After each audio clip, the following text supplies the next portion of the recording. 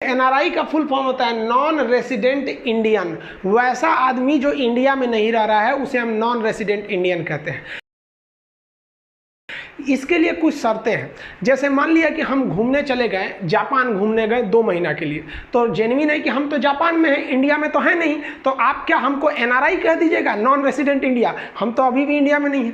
तो देखिए, इसे एनआरआई नहीं कहेंगे। एनआरआई उसे कहा जाता है जो 6 महीने से ज़्यादा के लिए भारत छोड़ के विदेश गया हो, एजुकेशन पर्पज़ से, जॉब पर्पज़ से या किसी पर्पज़ से अगर वो वहाँ गया हो, लेकिन 6 महीने से ज़्यादा के लिए गया है, तब आप उसे एनआरआई कहेंगे। पता चला हम किसी मीटिंग में चले गए, मान लीजिए दुबई 2 दिन के लिए, तो 2 दिन के लिए एनआरआई थोड़ी ना हो जाएंगे, तो ये एनआरआई हो जाता है।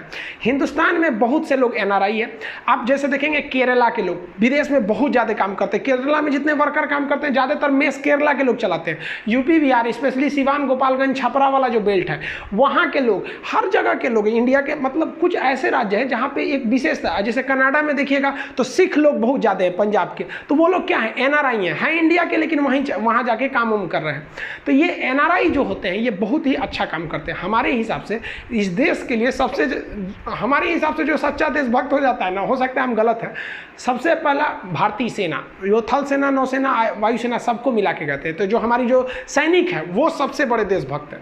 दूसरे नंबर पे हमारे किसान, और थर्ड नंबर पे हम इन एनआरआई को समझते हैं। रीजन क्या है कि ये लोग हिंदुस्तान में पढ़े लिखे, टेक्नोलॉजी लिए वहाँ जाके काम करते हैं। जैसे सऊदीया में, अरब में, मिडिल ईस्ट में 55 लाख लोग हमारे हिंदुस्तानी भाई काम करते हैं वहाँ पर, और वो लोग वहाँ पर काम करते हैं, मेहनत करते हैं, पसीना बहाते हैं, और जो इनकम होता है वो खड़े पैसा हिंदुस्तान में भेज देते हैं।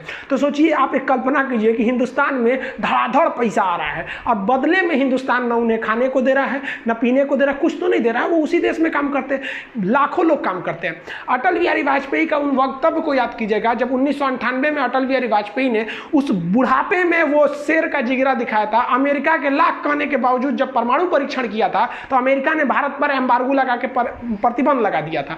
अब लोग हमसे ना व्यापार करते थे, ना हमारा सामान लेते थे, बहुत ज़्यादा दिक्कत हो जाता था। अब हमारी अर्थव्यवस्था बर्बाद होने के कगार पर थी। लेकिन ये 55 लाख जो एनआरआई लोग थे, जो अमेरिका, ब्रिटेन, जापान, सऊदी अरब, कतर, दुनिया भर के लोगों थे, वहाँ के सारे लोगों ने काम कर करके इतना पैसा भेजा कि इस भारत माँ की अर्थव्यवस्था को गिरने नहीं दिया। तो इन लोग को सैल्यूट है। जिस तरह से एक भारत के बॉर्डर पे हमारे सैनिक खड़े हैं ना, उसी तरह ये अर्थव्यवस्था को बचा के रखें। ये नहीं रहेंगे समझा तो अर्थव्यवस्था -100% पे चल जाएगा यहाँ पे। तो अटल बिहारी वाजपेयी ने इन लोग का धन्यवाद दिया था। ये बहुत हम लोग ध्यान नहीं देते कि हमारी अर्थव्यवस्था को बचाने में इन लोग का हाथ है। अब आप खुद सोच के देखिए कि ये भारत के लिए कितना बेहतरीन काम कर रहे हैं, इनकम दे रहे हैं, और हमसे कुछ नहीं ले रहे हैं।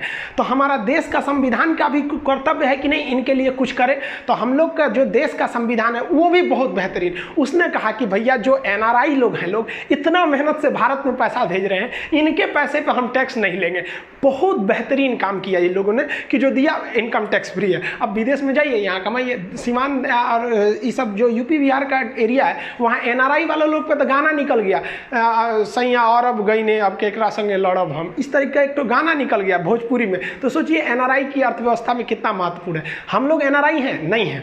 हमारे 1-2 दोस्त हैं जो एनआरआई है, साथ पढ़े थे, अभी बाहर काम करते हैं। आप लोग के भी कुछ रिलेटिव होंगे जो एनआरआई होंगे, जो भारत के तो हैं लेकिन वो अभी भारत में नहीं रहते हैं। एनआरआई लोग वोट डाल सकते हैं, याद रखिएगा। उनके वोट को हम प्रॉक्सी वोट कहते हैं। लेकिन भारत में अभी ऐसी व्यवस्था बहुत अच्छे ढंग से नहीं है। मोदी जी ने 2016 में एक स्टेटमेंट दिया था, अभी 2020 आ गया, इस पर कुछ खास काम नहीं किया गया। लेकिन उन्हें वोट का अधिकार होना चाहिए। बाई पोस्ट वो अपने यहाँ पोस्ट ऑफिस से वोट डाल के भेज सकते हैं। स्पीड पोस्ट टाइप का कुछ ऐसी व्यवस्था रखना चाहिए उन लोग के लिए। अब एनआरआई की पहचान क्या है? तो एनआरआई के पास पासपोर्ट का होना जरूरी है। अगर पासपोर्ट नहीं है तो आप भारत छोड़ के जा ही नहीं सकते हैं। तो भारत छोड़कर जाने के लिए दूसरे देश में पासपोर्ट की जरूरत है। तो ये एनआरआई की सबसे बड़ी पहचान है। आप लोग अगल बगल में पता करिए कितने लोग एनआरआई हैं। हम लोग टोटल हिंदुस्तानी। अब एनआरआई में जो लोग बाहर